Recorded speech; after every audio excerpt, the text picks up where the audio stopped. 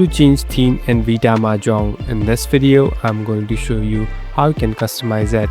First of all, open the application. Now simply tap on the level that you're in. Here on the right top, you can see this tree line icon. Simply tap on this tree line icon, and here there's a section called theme. Simply tap on theme. So this is the place where you can customize and make different designs. Here on the top there are two different sections, tiles and background, so you can customize it accordingly.